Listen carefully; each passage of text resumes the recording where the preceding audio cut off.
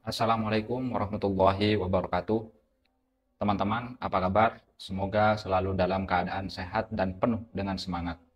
Ya, di video kali ini kita akan membahas topik yang sangat menarik, yaitu tentang sejarah pemikiran ekonomi di masa Rasulullah Muhammad SAW. Kita ketahui bahwasanya Rasulullah bukan hanya seorang pemimpin spiritual, tetapi beliau juga seorang negarawan yang visioner. Beliau berhasil membangun sistem ekonomi yang adil dan berkelanjutan di tengah kondisi masyarakat yang kompleks.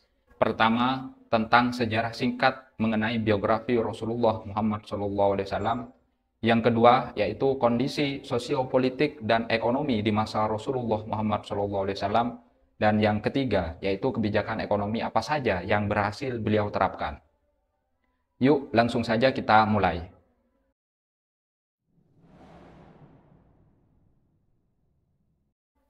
Rasulullah Muhammad SAW lahir di kota Mekah pada tahun 570 Masehi pada hari Senin 12 Rabiul Awal atau dikenal dengan Tahun Gajah. Beliau berasal dari suku Quraisy, yaitu suku terhormat di Mekah. Adapun sanad dari ayahnya, Nabi Muhammad bernama Muhammad bin Abdullah bin Abdul Muthalib bin Hashim bin Abdul Manaf bin Qusay bin Kilab bin Murrah bin Ka'ab bin Lu'ay bin Walib bin Fir bin Malik bin Nadir bin Kinanah bin Huzaimah bin Mudrikah bin Ilyas bin Mudor bin Nizar bin Ma'ad bin Adnan dan seterusnya. Beliau dilahirkan dari seorang perempuan bernama Siti Aminah. Sejak kecil beliau sudah dikenal sebagai pribadi yang jujur dan dapat dipercaya, sehingga beliau dijuluki Al-Amin. Pada usia ke-40, beliau menerima wahyu pertama dari Allah Subhanahu wa taala melalui malaikat Jibril yang menandai awal kenabiannya. Selama 23 tahun, Rasulullah menyebarkan ajaran Islam menghadapi berbagai tantangan dan akhirnya berhasil membangun masyarakat yang harmonis di kota Madinah. Nah, di Madinah ini Rasulullah SAW tidak hanya menjadi seorang pemimpin agama, tetapi juga sebagai pemimpin politik dan ekonomi. Beliau membangun sistem yang adil dan inklusif yang menjadi pondasi bagi perkembangan ekonomi Islam. Sebelum Islam datang, masyarakat Arab khususnya di kota Mekah hidup dalam sistem kesukuan yang disebut Ashabiyah. Ekonomi mereka didominasi oleh perdagangan, tetapi seringkali terjadi ketidakadilan seperti praktik riba, monopoli, dan eksploitasi terhadap kaum lemah. Kondisi politik juga tidak stabil kala itu. Suku-suku sering terlibat konflik dan tidak ada pemerintahan yang terpusat. Kaum perempuan, anak yatim, dan budak sering menjadi korban ketidakadilan sosial. Ketika Rasulullah hijrah ke Madinah, beliau menghadapi tantangan besar, yakni menyatukan berbagai kelompok termasuk kaum muhajirin atau orang-orang yang hijrah dari Mekah ke Madinah dan orang-orang Ansor, yaitu penduduk asli kota Madinah, serta suku-suku Yahudi yang tinggal di sana. Di tengah kondisi ini, Rasulullah berhasil menciptakan stabilitas politik dan ekonomi melalui Piagam Madinah yang menjadi konstitusi pertama dalam sejarah Islam. Piagam ini mengatur hubungan antar kelompok dan menjamin hak-hak ekonomi semua pihak. Isi Piagam Madinah yang dideklarasikan Nabi Muhammad SAW itu memuat 47 pasal yang di dalamnya tertuang ketentuan yang mengatur sistem perpolitikan, keamanan, kebebasan beragama, kesetaraan di muka hukum, perdamaian, dan pertahanan. Piagam Madinah dikenal sebagai konstitusi pertama yang tertulis secara resmi dalam perjalanan sejarah manusia. Konstitusi ini mendahului konstitusi manapun yang pernah ada di dunia, seperti Piagam Besar Magna Carta yang disepakati di Ronyumde, Surrey tahun 1215. Dalam buku Membumikan Islam Nusantara, respon Islam terhadap isu-isu aktual yang ditulis oleh Ali Mazkur Musa, Piagam Madinah juga dikenal dengan istilah Perjanjian Madinah, Dustur Madinah, dan Sahifah Al-Madinah, merupakan kesepakatan damai sekaligus draft perundang-undangan yang mengatur kemajmukan komunitas dan berbagai sektor kehidupan Madinah, mulai dari urusan politik, sosial, hukum, ekonomi, hak asasi manusia, kesetaraan, kebebasan beragama, pertahanan, keamanan, dan perdamaian. Dan Rasulullah lah yang memperkenalkan sekaligus melaksanakan draft kebijakan itu bersama seluruh warga Madinah yang sepakat dengan isi perjanjian tersebut.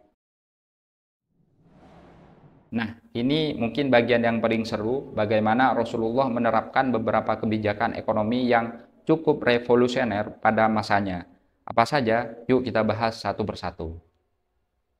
Pertama yaitu tentang pelarangan riba. Rasulullah dengan tegas melarang praktek riba karena dianggap sebagai eksploitasi terhadap orang-orang lemah secara ekonomi. Sebagai gantinya beliau mendorong sistem bagi hasil dan perdagangan yang adil. Dalam Al-Quran, surat Al-Baqarah ayat 275, A'udzubillahi minasyaitonirrajim, wa ahallallahu al-bai'a wa harramar riba, yang artinya, dan Allah telah menghalalkan jual beli dan mengharamkan riba. Bagian kedua mengenai kebijakan ekonomi Rasulullah adalah zakat sebagai instrumen redistribusi kekayaan. Zakat menjadi salah satu pilar ekonomi Islam. Zakat diwajibkan kepada orang-orang yang mampu dan hasilnya didistribusikan kepada fakir miskin, anak yatim, dan mereka yang membutuhkan. Ini adalah bentuk keadilan sosial yang nyata. Dalam Al-Quran surat At-Taubah ayat 60, A'udzubillahi minasyaitonirrajim, innamas shadaqatu lil fuqara'i wal masakin wal 'amilina 'alaiha wal mu'allafati qulubuhum wa fir riqabi wal gharimina wa fi sabilillahi wa ibnis sabili faridatan minallahi wallahu alimun hakim. Artinya sesungguhnya zakat itu hanyalah untuk orang-orang fakir, orang-orang miskin, pengurus-pengurus zakat, para mu'allaf yang dibujuk hatinya untuk memerdekakan budak, orang-orang yang berhutang untuk jalan Allah, dan untuk mereka yang sedang dalam perjalanan, sebagai suatu ketetapan yang diwajibkan Allah, dan Allah Maha Mengetahui lagi Maha Bijaksana. Kemudian salah satu dari kebijakan ekonomi Rasulullah adalah mendirikan Baitul Mal atau kas negara. Adapun harta yang ada dalam Baitul Mal digunakan untuk kepentingan publik seperti membangun infrastruktur, membantu orang miskin, menciptakan keamanan, dan membiayai pendidikan. Rasulullah Shallallahu Alaihi Wasallam juga menghargai kerja keras. Beliau bersabda, An Abdullah bin Umar radhiyallahu anhuma qala Rasulullah Shallallahu Alaihi Wasallam a'tul ajir ajrahu qabla ayyajifa araquhu. Yang artinya dari Abdullah bin Umar radhiyallahu anhuma, beliau berkata, Rasulullah Shallallahu Alaihi Wasallam bersabda, berikan upah kepada pekerja sebelum kering keringatnya. Hadis riwayat Ibnu Majah. Hadis tersebut mendorong semangat profesionalitas, produktivitas, dan menjaga amanah kepada karyawan agar mereka tidak terdolimi karena pemberian gajinya sesuai dengan kesepakatan dan tidak terlambat. Rasulullah Shallallahu Alaihi Wasallam juga menekankan pentingnya kejujuran dalam berdagang. Beliau melarang praktek penimbunan barang atau ihtikar dan penipuan dalam transaksi. Beliau bersabda, la yahtariku illa khati'un, yang artinya tidak boleh menimbun barang, jika tidak maka ia termasuk orang yang berdosa. Hadis riwayat Muslim nomor 1605.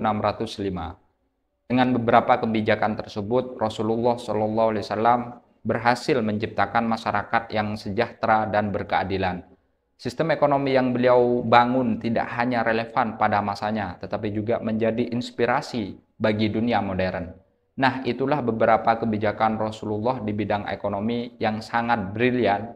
Tentu masih banyak sekali kebijakan entah dalam bidang ekonomi atau yang lain yang tidak akan bosan-bosan untuk kita mengambil hikmah dari keteladanan beliau. Nah teman-teman, itulah sekilas tentang sejarah pemikiran ekonomi di masa Rasulullah Muhammad SAW.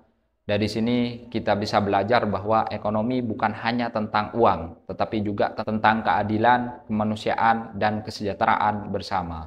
Alfonso de Martin, penulis mantan Menlu Prancis, mengatakan bahwa Nabi Muhammad adalah seorang orator, rasul, pembuat undang-undang, pejuang, penakluk ide-ide, pembangun dogma rasional dari satu agama tanpa berhala, pendiri 20 imperium dunia, dalam satu imperium spiritual, dialah Muhammad, merupakan segala standar untuk mengukur kebesaran manusia. Kita boleh bertanya, adakah orang yang lebih besar daripada dia? Thomas Carlyle, filosof Inggris, juga mengatakan bahwa para ateis yang berprasangka buruk mengklaim bahwasanya Muhammad hanya menginginkan ketenaran, kemuliaan, dan kekuasaan pribadi. Demi Tuhan, ini adalah klaim yang salah. Kemudian James Messenger, sejarawan Eropa asal Amerika Serikat, dalam artikelnya yang berjudul The Extraordinary Personality, menulis, dengan kepribadiannya yang luar biasa, Muhammad Shallallahu Alaihi Wasallam menyebabkan revolusi di Jazirah Arab dan seluruh wilayah timur. Dia menghancurkan berhala dengan tangan kosong, mendirikan agama abadi yang menyerukan kepercayaan pada Tuhan Yang Maha Esa.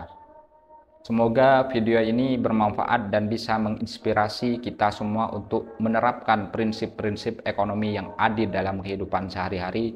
Jangan lupa like, share, dan subscribe teman-teman untuk konten-konten bermanfaat lainnya. Terima kasih sudah menonton dan sampai jumpa di video berikutnya. Allahul muwaffiq ila aqwamit thoriq. Assalamualaikum warahmatullahi wabarakatuh.